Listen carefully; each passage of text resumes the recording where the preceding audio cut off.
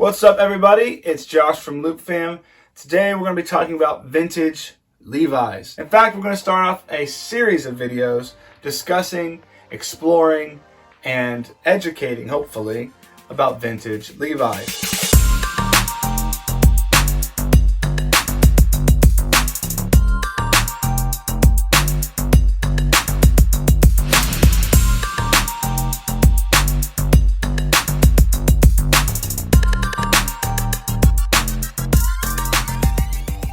Now, in 1873, Levi Strauss and his partner patented the riveted denim jean. And they had included rivets because there was a lot of complaints about the denim jeans at the time among workers and miners that the seams would rip and they were going through so many pairs of jeans.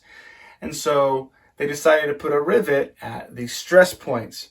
And this riveted pair of jeans became a worldwide phenomenon. In fact, if you're wearing jeans right now, it's probably thanks to this. What's wild about this is that denim jeans were miners' pants. They were railroad workers' pants. They weren't high fashion. But today, you can buy a $1,000 pair of jeans and not blink an eye. Not only can you spend a lot of money on jeans, jeans are pretty much worn in every country by every people group. So I think it's safe to say that Levi Strauss and his riveted jeans changed the world. Now in this series of videos, we're going to dive deep into every aspect of Levi's that I can think of. I'm going to give every bit of information that I've acquired, and hopefully maybe we discover some stuff along the way. Now I'm going to give you 3 main identifiers for Levi's so that you can identify them while you're in the wild, while you're digging, while you're at the thrift store. First off, here is a pretty standard pair of Levi's 501s. Now the first thing I want to highlight here is the back patch. Now you see this back patch everywhere. This is perhaps one of the more famous trademarks that Levi's has with their jeans. And here you would find the lot number or the style cut. You would find the waist and length of the jean. They also have the famous 2-horse image, which was a marketing image in which it depicts a pair of jeans being pulled in different directions by 2 horses. And apparently this was actually a marketing scheme that they did in the late 1800s. To show that you could not break or bust a pair of Levi's. Now this patch originally was made of leather. Then they went to a cardstock kind of cardboard style material, and that's where it is today. Occasionally you can find some modern ones that are a synthetic material or even a leather material. And in certain eras there was actually a little tab here that you would pull off after you purchased your pair of Levi's brand new. Now outside of a handful of Levi's series, you will find this back patch on most Levi's. And it's a quick way to identify a pair of Levi's when you're digging. Now this patch has changed the design and information that's on it over the years, but for the most part, most pairs of Levi's will have it. Now another very important trademark of Levi's is the red tab. This is perhaps one of the most famous trademarks of Levi's. In fact, they are called the red tab jeans. Now originally Levi's was spelled with a capital E. But during a transitional phase between 1969 and 1971, they transitioned to a lowercase e, which is the same design they have today. You'll find that on very, very old Levi's, it may be only printed on one side, and then at one point they began to print it on both sides. Now most Levi's have this tab, but it's not always red. In fact, as is the case with this pair of jeans, it has an orange tab. Now these tabs come in orange and silver and white and blue, all kinds of colors. And they tend to indicate a very specific series Levi's made or a specific era Levi's made. And in the future, we'll look at all those different eras and try to give you the best explanation we can of the Levi's red tab or orange tab or silver tab or whatever tab. Now this next trademark indicator of Levi's is my favorite and it's my most used indicator to determine whether or not I'm holding a pair of Levi's or if I see a pair of Levi's. It's the quickest way. And it's because only Levi's can do this unique thing. And that is the back pocket arcuate. This arcuate, this little V shape here, is trademarked only to Levi's.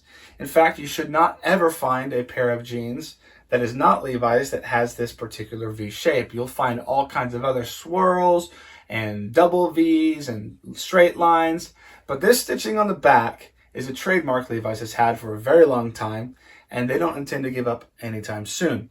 I'd say the V-shaped arcuate is actually the most common indicator of Levi's jeans that exists, because you've seen back patches on other pairs of jeans, you've seen tabs on other pairs of jeans, but nobody else can do the V. So when I'm out looking and digging through a pair of jeans, I'm not looking for the patch, I'm not looking really for the red tab, I'm looking for the V, because if I can find the V-shaped arcuate, that's a pair of Levi's. I might get false hope from seeing a back patch or a tab, but if I see this V, I know that I'm holding a pair of Levi's. Now, of course, there are many other indicators with Levi's jeans that can prove their authenticity, help you date them, give you information about the style that they are, and we'll talk all about those in future videos. But if you're looking for those three main things, you can determine if you have a pair of Levi's jeans. Now, the next step after you determine whether or not you have a pair of Levi's jeans is whether or not you have a modern pair of Levi's jeans or a vintage pair of Levi's jeans. Now, what makes something vintage, let alone what makes Levi's vintage? Now, there's no particular governing body that defines what is or is not vintage, though it is a widely held understanding that any clothes over 20 years old are considered vintage. Now, that doesn't mean a pair of Levi's from 2000 is automatically more valuable because it is vintage. There are lots of other reasons collectors and denim heads love vintage Levi's, and it doesn't necessarily always have to do with the age. Age is really somewhat only a proxy for other reasons that they find Levi's desirable. For instance, are the jeans made in America? Are they made of American denim or cotton? Are they constructed like old jeans were constructed? All of these things make Levi's desirable. And if those things aren't met, then maybe the age doesn't matter as much. And you'll find as you go back further in time, those things become true about Levi's. Now, of course, age will add some value to your jeans because people collect and people follow trends. And if those trends are changing, they're more desirable. Now, there's one primary indicator I use to determine whether or not a pair of jeans is more modern or older, and that is the care tab. The care tab gives you washing instructions, sizing instructions, where it was made. Obviously, if you have a pair of jeans made in USA, you can be pretty sure that that pair of jeans is vintage. But you can also quickly determine whether or not it's old, because not all vintage jeans were made in America. Levi's was making some of their pairs of jeans outside of America, even into the early 90s. Now, once I've determined I actually have a pair of Levi's, I check the care tabs. Because the care tabs, though they have changed much over the years, have changed more dramatically in the last 20. So making it a bit easier for me to determine whether or not I have a new pair of jeans or an old pair of jeans. Now, here's an example of a modern care tab. You can see that it's made of nylon, that it says made in China. All this type of information indicates to me that these are not a vintage pair of Levi's. Now, of course, there's lots of other indicators on that pair of jeans that tell me it's not a vintage pair of Levi's.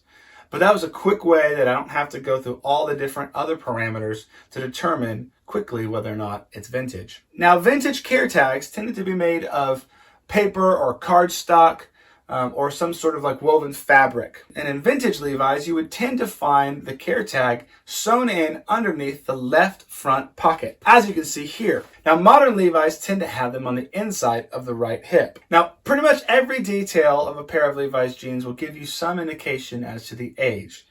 And in the future videos, we'll talk about what care tags were used in different eras. But for now, I hope this short overview of Levi's helps you out when you're looking in the thrift stores or in piles of old clothes to determine whether or not you have a pair of Levi's and whether or not it might be vintage. Now, if maybe you have a pair of Levi's that you're having a hard time determining the age of, well, leave us a comment after you like and subscribe, and we'll get back with you and see if we can help you determine the age of your Levi's. And until the next video, we'll see you guys later. Peace.